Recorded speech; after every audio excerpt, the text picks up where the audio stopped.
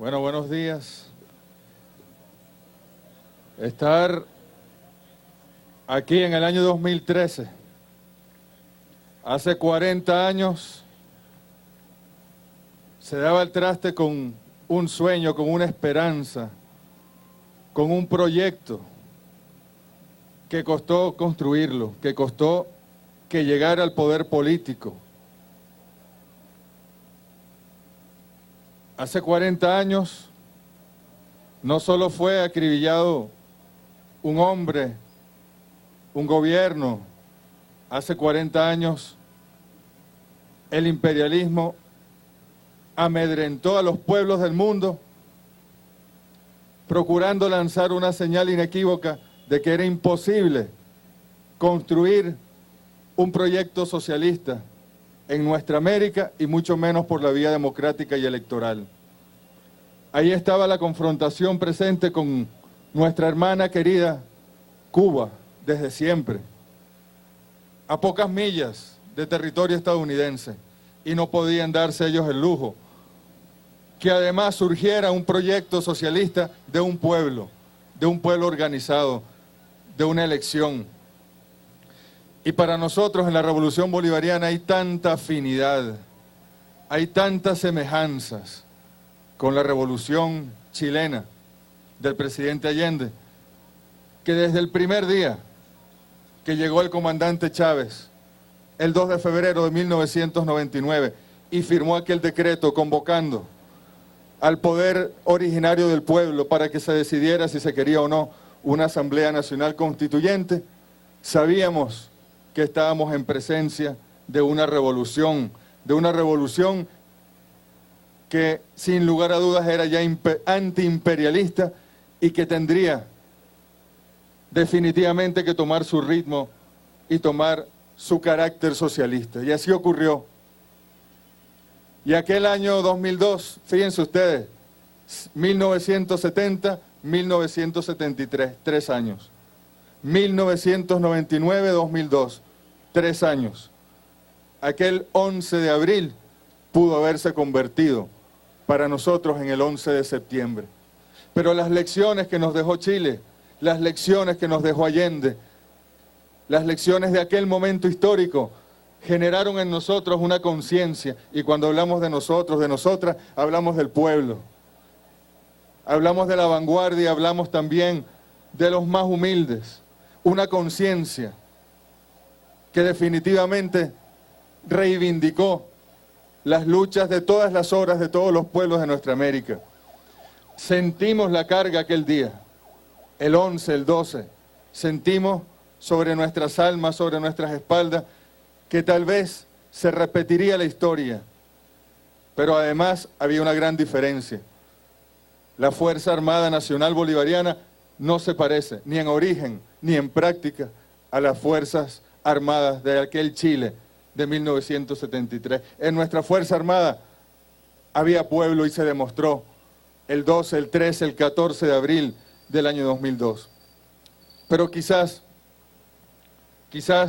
lo más importante, como lo ha dicho innumerable cantidad de veces el comandante Hugo Chávez, y lo seguirá diciendo por los siglos y los siglos, es que el gobierno del presidente Allende y de la Unidad Popular tenía un programa, y giraban en torno a ese programa, un programa firmado en diciembre de 1969.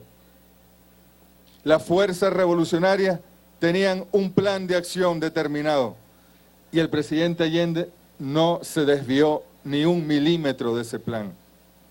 En 3 años avanzó el gobierno con el Congreso en contra, no tenía mayoría ni en la Cámara del Senado ni en la Cámara de Diputados. Con el Tribunal Supremo de Justicia también en contra. Le mandaban a censurar los ministros que nombraba, tenía que retirarlos forzosamente por vía constitucional. Con una constitución que fue aprobada en 1930, y con esa circunstancia institucional, esa correlación de fuerzas en contra, el presidente Allende logró avanzar con su gobierno, porque tenía un programa. Y nosotros hoy tenemos nuestro programa, el Proyecto Nacional Simón Bolívar, Y aquí está el programa de la patria, redactado por el comandante presidente Hugo Chávez, de su puño y su letra, de su espíritu, de su alma. Y si nos ponemos a revisar, yo estuve haciendo una revisión en estos días, nuestro programa, y lo comparamos con el programa de la Unidad Popular, no se imaginan cuántas semejanzas y cuántas afinidades hay también. Yo tomé algunas notas.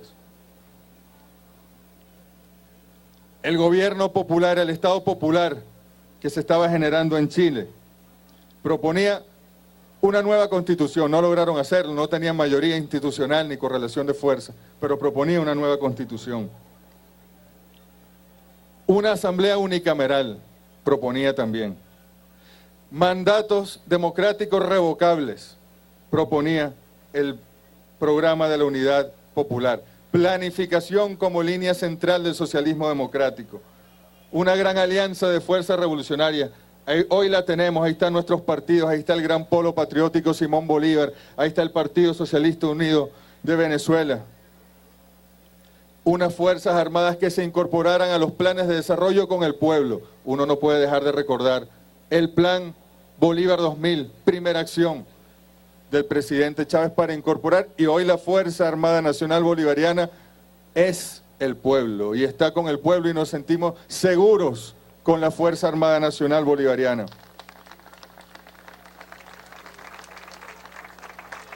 Hablaba, por supuesto, con un proyecto socialista de la propiedad social y se nacionalizaron las empresas fundamentales, el cobre, que bueno, todavía hoy en día es el producto esencial de la economía chilena, fue nacionalizado. Se nacionalizó la banca, la propiedad social indirecta, a la que se refirió tanto el comandante Hugo Chávez. La pequeña y mediana industria era fundamental, empresa y propiedad privada, para el proyecto de la Unidad Popular, pero en contra de los monopolios, en contra del latifundio, en contra del capital foráneo extranjero concentrado en pocas manos. Ese era el proyecto de la Unidad Popular. Una gran política de viviendas. Bueno, la gran misión Vivienda Venezuela que hoy tenemos. Reformas educativas, escolaridad gratuita para todos.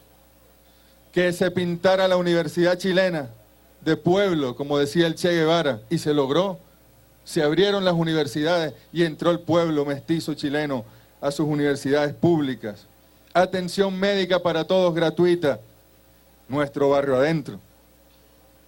La cultura, parte esencial de ese programa, cultura, y allí se nombraba incluso la televisión, la radio, la literatura, la identidad del pueblo chileno que tenía que retomarse a partir de esa revolución cultural, una nueva pedagogía en la educación, la lucha contra el analfabetismo, ahí está nuestra misión Robinson, la democratización universitaria, educación física y deporte eran parte, era un subtítulo de ese programa de la Unidad Popular, medios de comunicación que no fuesen comerciales sino educativos, formadores, parte también del programa de la Unidad Popular.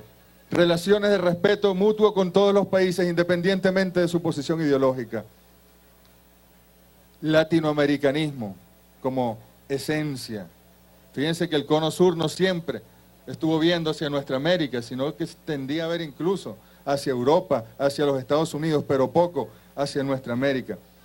Y decía ese programa, compañero canciller Elías, José Vicente, por acá está Roy Chatterton Matos acompañándonos, que había que denunciar, había que salirse de la OEA, de la Organización de Estados Americanos. Y ayer el gobierno revolucionario del presidente Maduro tomó la decisión de que nos salgamos del sistema interamericano de justicia, de esa falsedad que es la Corte y la Comisión Interamericana de Derechos Humanos.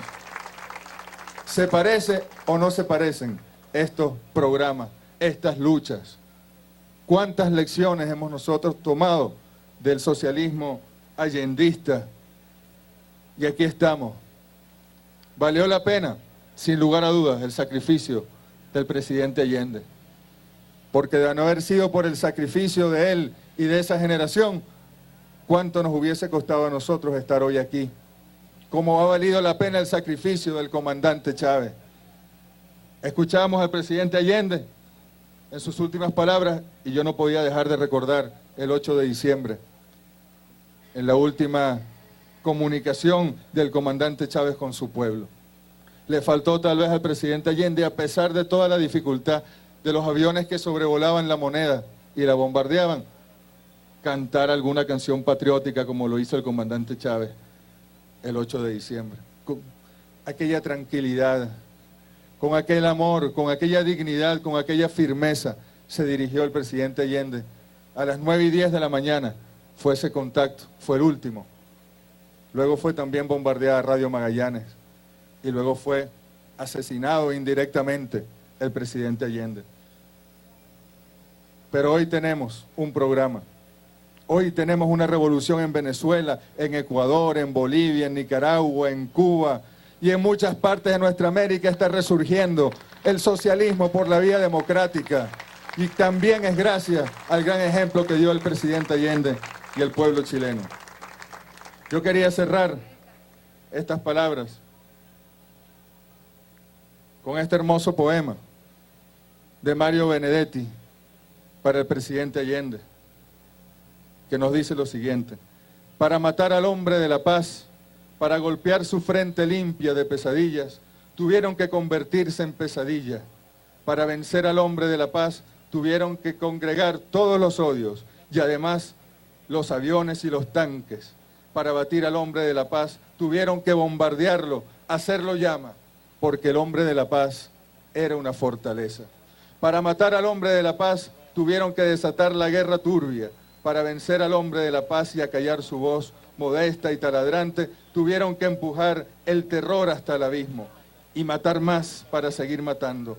Para batir al hombre de la paz, tuvieron que asesinarlo muchas veces, porque el hombre de la paz era una fortaleza.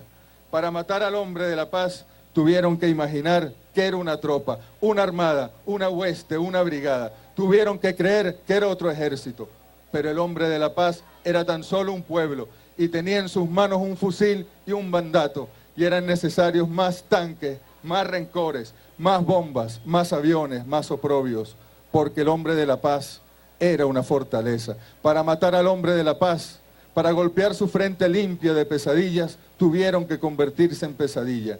Para vencer al hombre de la paz, tuvieron que afiliarse para siempre a la muerte, matar y matar más para seguir matando, y condenarse a la blindada soledad. Para matar al hombre, que era un pueblo, tuvieron que quedarse sin el pueblo. Mario Benedetti, para Salvador Allende. Y hoy el pueblo de Venezuela le rinde homenaje a Salvador Allende, al gobierno de la Unidad Popular, y vamos a marchar contra el fascismo, contra ese fascismo que dio al traste contra aquel proyecto, pero que nos dio al traste con la esperanza, con el sueño, con las luchas. Sin lugar a dudas, hoy Allende vive. Hoy el comandante Hugo Chávez vive también con Allende. Muchas gracias, compañeros. Allende vive. Chávez vive. La patria sigue. Ejecutivo Jorge Arriaza en el marco del inicio de las actividades de este encuentro internacional antifascista que se realiza con la participación de artistas e intelectuales del mundo. Y también en este preciso instante que se da este acto tan emotivo en honor a la memoria del presidente mártir Salvador Allende, envía un saludo fraterno lleno de fe la compatriota, la compañera Marta Harnecker. Un saludo afectuoso, lleno de fe y de esperanza, lamentando no poder estar acá con todos nosotros. Y dice también que el cáncer está siendo vencido y que viva la lucha y que viva Allende y los pueblos de América.